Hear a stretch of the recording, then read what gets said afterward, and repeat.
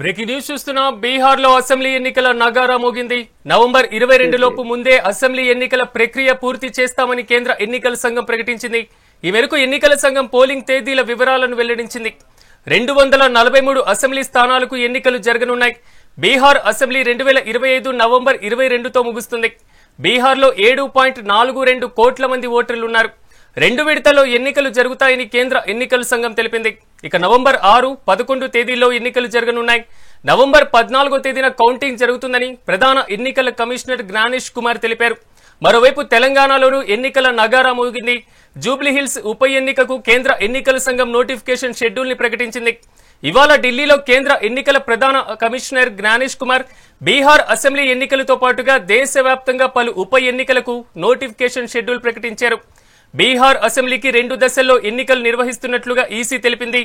October 13 నుంచి జూబ్లీహిల్స్ ఉప ఎన్నిక బరిలో నిలిచేటువంటి అభ్యర్థుల నుంచి నామినేషన్ల స్వీకరణ, నవంబర్ 11న ఎన్నిక, నవంబర్ 14న కౌంటింగ్ ఉండనుందని కేంద్ర ఎన్నికల సంఘం తెలిపింది. ఉప ఎన్నికల షెడ్యూల్ విడుదల కావడంతో ఇవాల్టి నుంచి హైదరాబాద్ లో ఎన్నికల కోడ్ అమల్లోకి రానుంది. దీంతో జూబ్లీహిల్స్ బైపోల్ పైన సర్వత్రా ఆసక్తి నెలకొంది.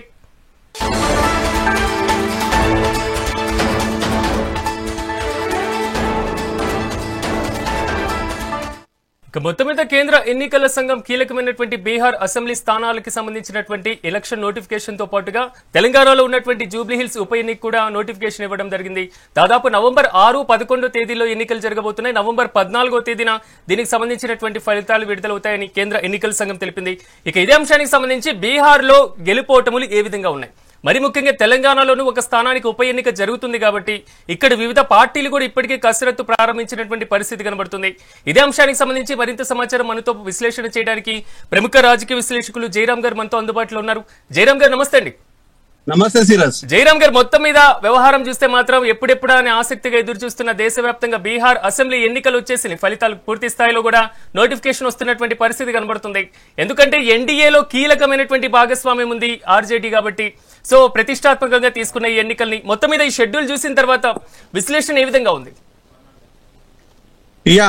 ఒకటి ఓవరాల్ గా మనం మాట్లాడుకోవాలంటే ఎలక్షన్స్ అనేటివి చాలా కీలకంగా రాజకీయ పార్టీలకు మారిపోతున్నాయి రోజు రోజుకు. ఎందుకంటే ఈ మళ్ళీ నెక్స్ట్ ఇయర్ వచ్చేసి తమిళనాడు ఎక్సెట్రా కొన్ని స్టేట్స్ ఉన్నాయి. ఇప్పుడు బీహార్, మన దగ్గర జూబ్లీహిల్స్ ఉప ఎన్నిక ఉన్నది. సో ఇట్లా ఎన్నికల ప్రచారం రాగానే పార్టీలకు యాక్టివ్ గా ఒక ఆక్సిజన్ దొరికినట్టు. సో ఇక గెలుపుకోవటంలో తర్వాత విషయం, కానీ ఆక్సిజన్ దొరికినట్టు ఇప్పుడు దానికోసం అనేది ఒక ప్రణాళికబద్ధంగా, ఇంకా చెప్పాలంటే యుద్ధ ప్రాతిపదిక మీద ప్లాన్ల మీద ప్లాన్ చేసుకుంటూ ప్రయాణిస్తుంటారు రాజకీయ నాయకులు. సో ఏది ఏమైనా కూడా రాజ్యాంగబద్ధంగా వచ్చే ఎన్నికలను మనం కాదనలేము. రాజ్యాంగబద్ధంగా ఎన్నుకునే ఎలక్షన్ ని కూడా మనము గౌరవించాల్సిందే, అదంతా తెలిసిన విషయమే. కానీ రాజకీయ పార్టీలు ఇప్పుడు ప్రజలకు ఏం చేస్తున్నాయి, రాష్ట్రాన్ని ఏ విధంగా ముందు తీసుకెళ్తున్నామో, రాష్ట్రాన్ని ప్రగతి పథంలో ఎలా నడిపిస్తున్నాం అనేది కీలకము. ఆ విషయం లోపల ఎలక్షన్స్ ఉంటున్నాయా, లేకపోతే ఓన్లీ తాయిలాలు ప్రకటించడం లోపల ఎలక్షన్కి వెళ్తున్నారు అనేది కీలకం. రాజకీయ పార్టీలు ఇప్పుడు ఏం చేస్తున్నాయి అంటే ఉచితాల పేరు మీద, తాయిలాలు, ఫ్రీ బీస్ పేరు మీద ఎలక్షన్లు పోతున్నాయి తప్పితే మేము ఇది చేశాము, ఇది చేస్తాము, ప్రజలకు అనుగుణమైనది, ప్రజలకు అవసరమైనది, ముఖ్యంగా హెల్త్, ఎడ్యుకేషన్, దానిపైన ఒక ప్రణాళికబద్ధంగా వెళ్లాల్సి ఉంది. ఈ రోజు ఒక ప్రైవేట్ జూనియర్ కాలేజీలో జాయిన్ కావాలన్నా ఆ కుటుంబానికి మినిమం 5 లక్షల రూపాయలు ఖర్చు వస్తుంది ఫస్ట్ ఇయర్, సెకండ్ ఇయర్ కు. రెసిడెన్షియల్ అయితే, అదే నాన్ రెసిడెన్షియల్ అయితే 1.5 నుంచి 2 lakhs వరకు కూడా ఖర్చు వస్తుంది. ఇది నేను చిన్న సెకండ్ గ్రేడ్ కాలేజీల విషయానికి వస్తే, ఇక మీ ఫస్ట్ గ్రేడ్ అంటే 10 లక్షలు 15 లక్షలు పోలేదు. సో ఇది సెకండ్ గ్రేడ్, థర్డ్ గ్రేడ్ కాలేజీలకే నేను చెప్పేది. ఇక శ్రీ చైతన్య కాలేజీలు, నారాయణ కాలేజీలు, ఇతర కార్పొరేటివ్ కాలేజీల విషయానికి అయితే ఇక వాళ్ళ కలెక్షన్ల కింగులు అని చెప్పొచ్చు. అంటే ఈ విధంగా విపరీతమైన హెల్త్ మీద కానీ, ఎడ్యుకేషన్ మీద కానీ ప్రజల సంపాదన అంతా కొల్లగొట్టుకోబోతుంటే దాన్ని ఒక ప్రజా శ్రేయస్సు కోసము, ప్రజలకు హక్కుగా ప్రభుత్వాలు దాన్ని యుద్ధ ప్రాతిపదికన తీసుకోవటం లేదు. అది బాధాకరమైన విషయం. అంటే ఎప్పుడైనా కూడా రాజ్యాధికారం కోసం ప్రయత్నం చేసే ఎవరైనా కూడా, అంటే ఈ కింది కులాలకు సంబంధించిన ఉన్నత కులాల వరకు పేదలు, ఓవరాల్ గా పేదలు, మీరు నాయకులను ఎన్నుకోవాలంటే మనము ఏం కావాలి, ఏం కోరుకోవాలని ఒక స్పష్టత ఉంచండి. ఇది కులాలకు, మతాలకు సంబంధించిన అంశం కాదు. ప్రాంతాలకు సంబంధించిన అంశం కాదు. వ్యక్తి క్యారెక్టరు, పార్టీకి ఉండే క్రెడిబిలిటీ, ఈ రానున్న రోజుల లోపల మనల్ని కాపాడతారు అనుకునే వ్యక్తులను ఎన్నుకోవాలనేది నా అడ్వైజ్ అండి. ఏ పార్టీ వారు అనేది ప్రజలు గమనించాలంటారు, అంతేనా? 100% కదా సీరత్. ఇప్పుడు పార్టీలలో కొంతమంది, అందరూ పార్టీలలో మంచోడు ఉండొచ్చు, ఉండకపోవచ్చు, కానీ వ్యక్తి అయితే చాలా కీలకం కదా పార్టీలకు. అదే పార్టీలు ఏమైనా ఉండని కనుక, పార్టీలు అనేది పెద్ద ఇంపార్టెంట్ ఏం కాదు. పార్టీలు ఏమైనా కాదు, కొన్ని కులాన్ని చూడటం, మతాన్ని చూడటం, పార్టీని చూడటం, ఈ దరిద్రం అనేది వెళ్ళిపోవాలి. అంటే ఈ దరిద్రం పోతే తప్ప ఈ కులాన్ని, మతాన్ని, ప్రాంతాన్ని చూసే దరిద్రం పోయి ప్రజలకు నిజమైన పాలకుడిగా ఉండే వ్యక్తులను ఎన్నుకుంటే బాగుంటుంది అనేది నా విశ్వాసము. జయరామ్ గారు, ఒక్కసారి మనం బీహార్ అసెంబ్లీ ఎలక్షన్స్ కి సంబంధించి వెళ్దాం. నెక్స్ట్ మనం జూబ్లీ హిల్స్ సంబంధించి డిస్కషన్ చేద్దాం.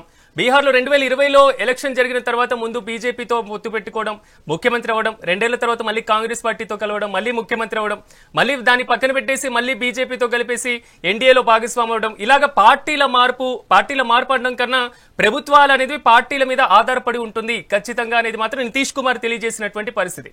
కాబట్టి ఈ ఎన్నికల షెడ్యూల్లో ప్రజల్లో గత ప్రభుత్వం చేసినటువంటి ఇలాంటి ఏదైతే పరిణామాలు ఉన్నాయో దీని ప్రభావం ఉంటుంది అనుకోవచ్చా? డెఫినెట్ గా కదా. ఇక్కడ ఏంటంటే నితీష్ కుమార్ గారు ఏం చేశారంటే, ఆ పార్టీలు సరే ఏదేమైనా కూడా తన పొత్తుల విషయంలో తన అవసరాల కోసము ఈరోజు అధికారమే తన అవసరంగా ప్రవర్తించిన తీరుని మనం గమనించాం కూడా. నిన్న కాక మొన్న ఇక్కడ తెలంగాణ నుంచి ఉన్న సీఎం గురించి మన పీకే ప్రశాంత్ కిషోర్ ఒక మాట అన్నారు. నిన్ను ఓడించడం కోసము నేను తెలంగాణ గడ్డ మీదకి వచ్చేసి నిన్ను ఎవరూ రక్షించలేరు, బీజేపీ కానీ, మోడీ కానీ, లేకపోతే రాహుల్ గాంధీ కానీ ఎవరూ రక్షించలేరు అనే ఒక కామెంట్ పాస్ చేశారు. అంటే ఈరోజు బీహార్ గడ్డ లోపల అంత నిజాయితీ గల రాజకీయాలు ఉన్నాయా, రాజకీయ నాయకులు ఉన్నారా అనేది ఒక ప్రశ్న. సరే, రేవంత్ విషయానికి వచ్చినప్పుడు రేవంత్ ను ఓడించకపోవడం తర్వాత విషయం, అది that is a different story. కానీ ఈ రోజు బీహారీల గురించి రేవంత్ మాట్లాడితే అంతటి కామెంట్ పాస్ చేశారు. కానీ మరి బీహార్ లో ఉన్న ప్రజలు మరి వాళ్ళ మోసానికి గురవుతున్నారు కదా. మరి వాళ్ళని ఎవరు మన ఓడించాలి, ప్రజలను ఎవరు గెలిపించాలి? ఈ నితీష్ కుమార్ శిష్యుడే ప్రశాంత్ కిషోర్. ఈ నితీష్ కుమార్ తోని పనిచేసిన ఆయనే ప్రశాంత్ కిషోర్. ఆయనకు అనుగుణంగా పనిచేసిన వ్యక్తే ప్రశాంత్ కిషోర్. ఈ రోజు బీహార్ ను రక్షించడం లోపల మరి అంత సీరియస్ నేను తీసుకోలేదు. రేవంత్ ఏదో మాట అన్నాడు అని ఉండొచ్చు, అది అనకూడదు. ఎవరి మనోభావాలు వాళ్ళకు ఉంటాయి, ఏ రాష్ట్ర ప్రజలకు మనోభావాలు వాళ్ళకు ఉంటాయి, డెఫినెట్ గా వాళ్ళకి గౌరవించాల్సిందే. రేవంత్ అది మాట్లాడటం కనుక నేను ఆ స్టేట్మెంట్ నేను పూర్తిగా చూడలేదు. నేను ప్రశాంత్ కిషోర్ మాటలు విన్నాను. సో ఒకవేళ తప్పు ఉంటే డెఫినెట్ గా రేవంత్ వదిలిపెట్టాల్సిన పని లేదు, ఓడించాల్సిందే. రేవంత్ ఎవరైనా పర్లేదు, దీంట్లో ఎవరు అతీతం కాదు. ప్రజలకు ఇబ్బంది పెట్టే వాళ్ళను, ప్రజలను అవమానించే వ్యక్తులు, రాజకీయ నాయకుడు ముసుగులో ఉన్నా ఎవడైనా పర్వాలేదు. కానీ మరి బీహార్ లో ఉన్న ప్రజలను ఎవరు కాపాడాలి? మరి బీహార్ లో ఉన్న ప్రజలు పదే మోసపోతుంటే, బీహార్ లో ఉన్న ప్రజలు అన్నమో రామచంద్రరావు అంటుంటే, బీహార్ లో ఉన్న ప్రజలు ఈ రోజు అక్కడ పనులు లేకుండా రాష్ట్రాలు దాటిపోతూ ఉంటే ఈరోజు మరి వాళ్ళని ఎవరు కాపాడుతున్నారు? ఈ రోజు మన దగ్గరకు వచ్చేసి ఆ ప్రజలు పాపం ఎంతో కష్టపడి పనిచేస్తున్నారు. అది చిన్న పనులు, కూలీలుగా, పెయింటర్లుగా, తాపీ మేస్త్రీలుగా, ఈరోజు వర్కర్లుగా ఈ పనులు చేస్తున్నారు. మరి వాళ్ళకు బీహార్ లో కనుక మరి ఎందుకు వాళ్ళకి ఎంప్లాయ్మెంట్ లేకపోయింది? బతుకుదేరు ఎందుకు లేకపోయింది? బీహారు మరి అగ్రికల్చర్ ఎందుకు డెవలప్ చేసుకోవట్లేదు? ఇన్ఫ్రాస్ట్రక్చర్ ఎందుకు డెవలప్ చేసుకోవట్లేదు? ఎందుకు డెవలప్ చేసుకోవట్లేదు? చేసుకున్నారా లేరా? మరి రాష్ట్రం లోపల ఒక పాట్నా, బీహార్ అంటే పాట్నా ఒకటే కాదు కదా, మరి బీహార్ మొత్తం విస్తరింపజేయాలి. మరి ఆ ప్రజల పరిస్థితి ఏంది? బీహార్ ఆలోచించాలి కదా, ప్రశాంత్ కిషోర్ ఆలోచించాలి కదా. ఇది కూడా ప్రశాంత్ కిషోర్ కనుక దీనిపైన కూడా ఒక స్పష్టమైన వైఖరి ఉండాలని నేను కోరుకుంటున్నాను.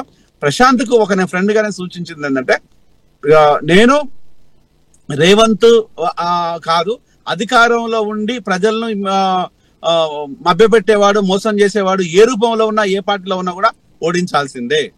ఆ విషయాన్ని నువ్వు కూడా అట్లా చెప్తే బాగుంటుంది అనేది నా అడ్వైస్. ఎలాగో తెలంగాణకు సంబంధించి ఉప ఎన్నిక షెడ్యూల్ కూడా వచ్చింది కాబట్టి జూబ్లీ హిల్స్ లో వివిధ పార్టీల మధ్య పోటీ ఏ విధంగా ఉండేటువంటి అవకాశం కనిపిస్తుంది. ఎందుకంటే ఎప్పుడైనా ఒక శాసనసభ్యుడు మృతి చెందినప్పుడు సాధారణంగా వారి కుటుంబ సభ్యుల్లో ఏకగ్రీవంగా ఎన్నిక చేసేటువంటి ప్రాసెస్ ని మనం కొన్ని సాంప్రదాయాలు చూస్తున్నటువంటి పరిస్థితి. కానీ ఈసారి పూర్తి స్థాయిలో ఉప ఎన్నిక కూడా షెడ్యూల్ వచ్చినటువంటి పరిస్థితి. కాంగ్రెస్ పార్టీ కూడా ప్రతిష్టాత్మకంగా తీసుకునేటువంటి అవకాశం ఉందా? ఎందుకంటే జీహెచ్ఎంసీ బల్దియా ఎలక్షన్ మీద కూడా దీని ప్రభావం ఉండబోతుంది.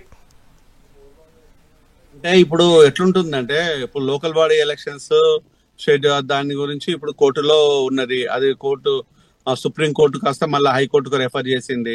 సో హైకోర్టు లోపల ఏం తెలుస్తారో ఏంటిదో ఇక మనకు తెలియదు.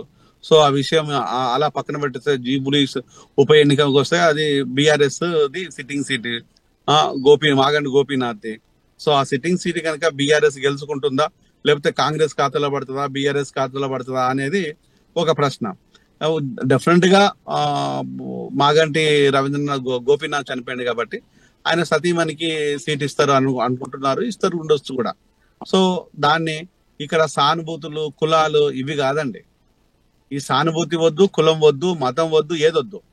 ఒక నాయకుడు పనిచేసే గోపీనాథ్ భార్య అయినా పర్వాలేదు, ఇంకొకరైనా పర్వాలేదు, ఎవరైనా పర్వాలేదు.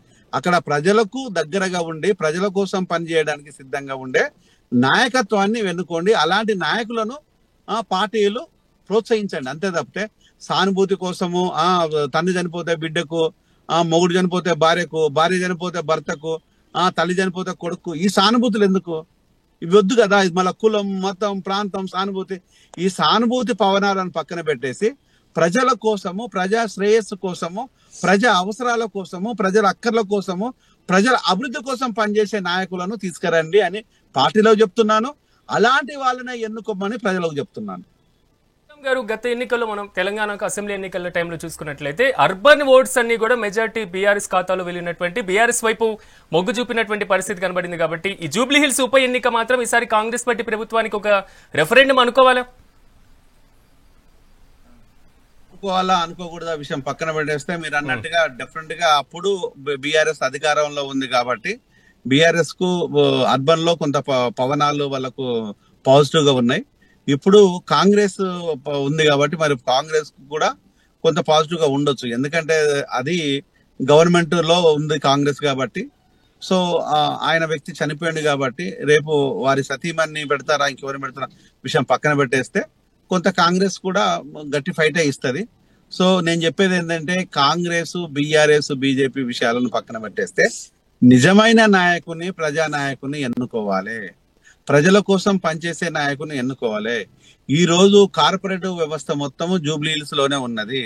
కార్పొరేటివ్ కాలేజీలు, cooperative institutions, cooperative hospitals, cooperative companies, cooperative ఆఫీసులు చాలా ఉన్నది.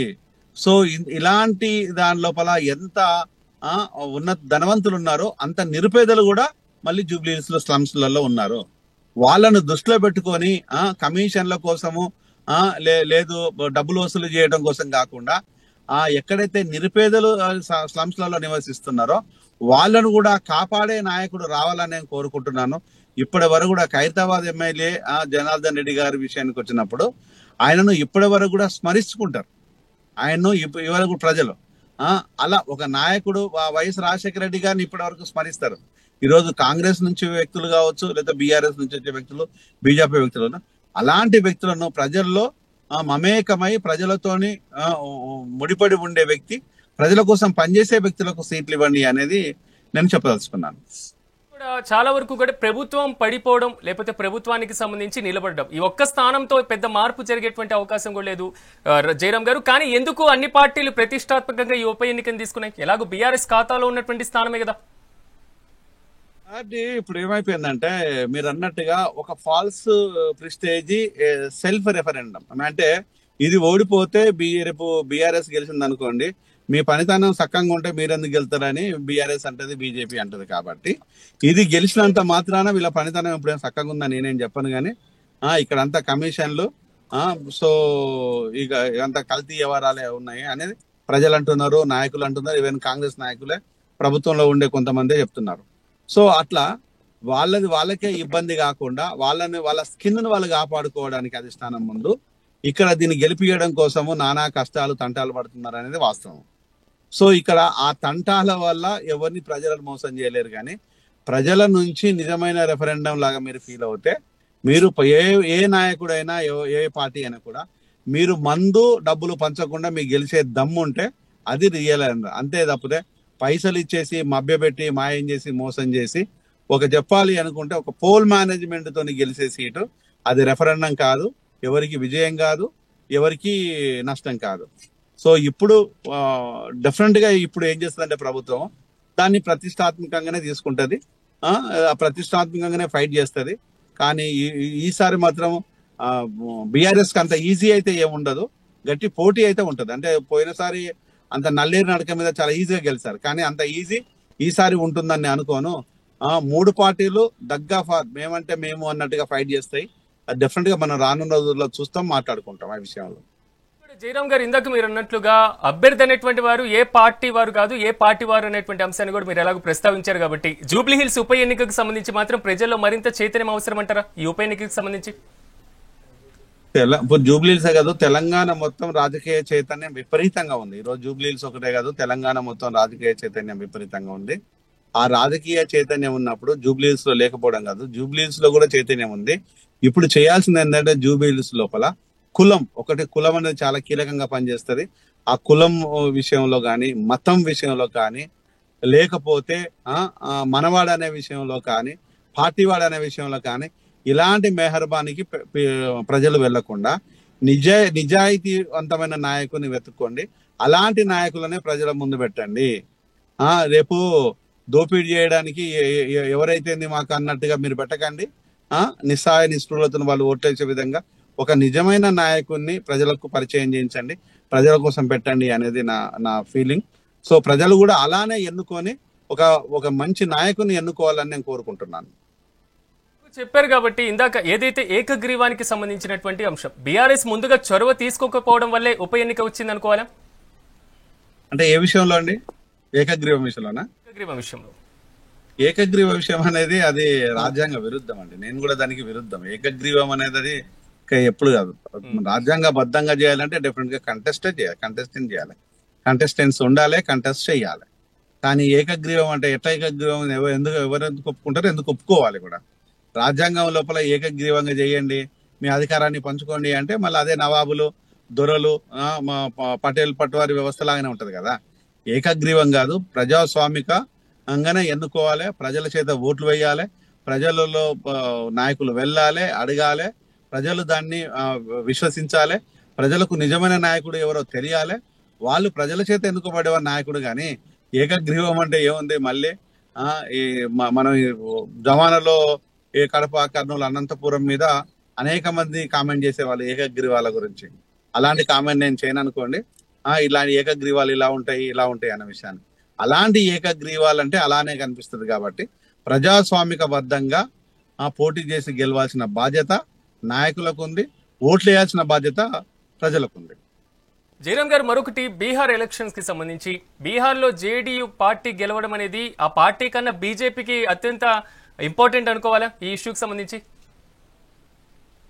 డెఫినెట్ గా ఇప్పుడు వాళ్ళకు ఉండే బంధాల్లో కొంత మెరుగుపడాలంటే వాళ్ళకి సంబంధించిన వ్యక్తులను గెలిపించుకోవాలన్న బాధ్యత ఉంటది.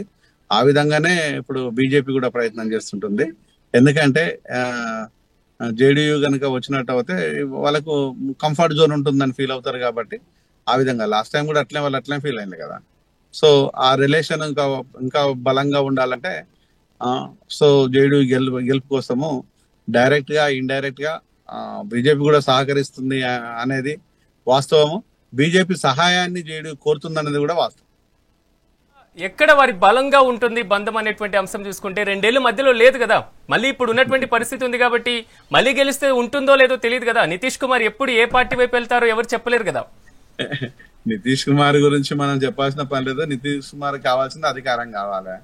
ఇప్పుడు అధికారం ఇప్పుడు సెంట్రల్ లో ఉంది, బీజేపీ అధికారంలో ఉంది. అధికారం కోసం నితీష్ కుమార్ బీజేపీ దగ్గర పోయి మోకలన్న గ్యారంటీ ఏముంది? లేదు. ఒకవేళ నితీష్ కుమార్ గెలిస్తే వెళుతూ ఉంటాడా అంటే ఉండొచ్చు, ఉండకపోవచ్చు. ఇప్పుడు ఉన్నాడు కాబట్టి ఆ బంధం కొనసాగాలి, పటిష్టంగా ఉండాలంటే ఉండాలి. అంటే అది ఎప్పుడు నితీష్ కుమార్ అనేది తన అవసరం కోసము తన అధికారం కోసం అవసరం కోసం మాత్రం లాగానే ప్రజలకు అర్థమవుతుంది తప్పితే నితీష్ కుమార్ ఒక నిజమైన నాయకుడిగా ప్రజల ముందు లేడు.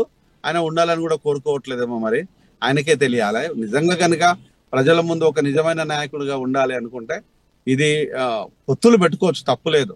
పొత్తులు పెట్టుకోవడం తప్పులేదు, కానీ ఆ పొత్తులలో కూడా నీతివంతమైన పొత్తులు ఉంటే బాగుంటుంది అనేది నా ఫీలింగ్. ఇంకోటి కూడా జయరాం గారు, దేశవ్యాప్తంగా ఉన్నటువంటి బీహార్ ఎలక్షన్స్ తో పాటుగా పలు రాష్ట్రాల్లో ఉన్నటువంటి ఉప ఎన్నికలకు సంబంధించి కూడా ఎలక్షన్ కమిషన్ నోటిఫికేషన్ ఇస్తూనే దాదాపు అనేకమైనటువంటి అంటే 17 సంస్కరణలు కూడా మేము ఇంప్లిమెంట్ చేస్తున్నామని చెప్పడం జరిగింది. మరోవైపు రాహుల్ గాంధీ ఎలక్షన్ కమిషన్ మీద కామెంట్స్, ఎలక్షన్ కమిషన్ ఏమో మేము ఇలాంటి సంస్కరణలతో ముందుకు వెళ్తున్నాం అనేటువంటి అంశం, ఈ రెండింటిని బేరేజ్ చేసుకున్నప్పుడు ఒక్కసారిగా ఎలా అనిపిస్తుంది ప్రజాస్వామ్యంలో ఎన్నికల పట్ల? ప్రజాస్వామ్యంలో ఎన్నికలు అనేటివి చాలా కీలకము, చాలా అవసరము.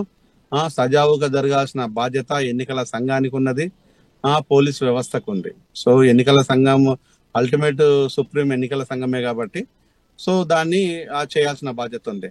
ప్రజాస్వామ్యాన్ని నిలబెట్టాలంటే ఎన్నికలను నీతివంతంగా జరపాలి. నీతివంతంగా జరపాలంటే ఒక సెషన్ లాగా ప్రవర్తించాలి. అంటే సెషన్ కు ముందు, సెషన్ తర్వాత ఎన్నికల సంఘం మారిపోయింది. సెషన్ కు ముందు ఎన్నికల సంఘం ఎవరికి తెలియదు, వాళ్ళకి ఒక ఇంతటి విశిష్టమైన అధికారాలు ఉంటాయని కూడా చాలా మందికి తెలియదు. కానీ సెషన్ వచ్చిన తర్వాత ఆయన కాలం లోపల అసలు ఎన్నికల సంఘం అనేది దానికి ఎన్ని అధికారాలు ఉంటాయో ఆ విశిష్టమైన అధికారాలను ఆయన ఉపయోగించేసుకొని ఎవరికి తలొగ్గకుండా ఒక ల్యాండ్ మార్క్ క్రియేట్ చేశారు సెషన్ గారు. అలా ఒక నీతిగా నిజాయితీగా ఉంటే బాగుంటుందో తప్పితే బిడ్డల పెళ్లిల కోసమో కొడుకుల ఆస్తుల కోసమో ఈరోజు ప్రజలను మోసం చేసే ఎన్నికల సంఘము అది కరెక్ట్ కాదు అనేది నా ఫీలింగ్. జయరామ్ గారు, నిజంగా చూద్దాం మొత్తం మీద ఏ పార్టీలు ఎంతవరకు ప్రభావం చూపుతాయో. మీరు కూడా మాతో పాటు పార్టిసిపేట్ చేసినందుకు మీకు కూడా ప్రత్యేకంగా కృతజ్ఞతలు. మొత్తం మీద మాత్రం కేంద్ర ఎన్నికల సంఘం బీహార్ తో పాటుగా దేశవ్యాప్తంగా ఉన్నటువంటి పలు రాష్ట్రాల్లో ఉన్నటువంటి ఉప ఎన్నికలకు సంబంధించినటువంటి అంశాలను కూడా ప్రకటించినటువంటి పరిస్థితి కనబడుతుంది. నవంబర్ 6, 11లో బీహార్ ఎలక్షన్ జరగబోతున్నాయి. 14వ తేదీన కూడా కౌంటింగ్ జరగబోతుంది. కేంద్ర ఎన్నికల ప్రధాన కమిషనర్ జ్ఞానేష్ కుమార్ కూడా ఇదే అంశాన్ని ప్రకటిస్తూనే తెలంగాణలో ఉన్నటువంటి జూబ్లీ హిల్స్ ఉప ఎన్నికల అంశాన్ని కూడా ప్రధానంగా ప్రస్తావించారు. ఇవి బులెటిన్ అప్డేట్స్. చూస్తూనే ఉండండి మెగా 9 టీవీ.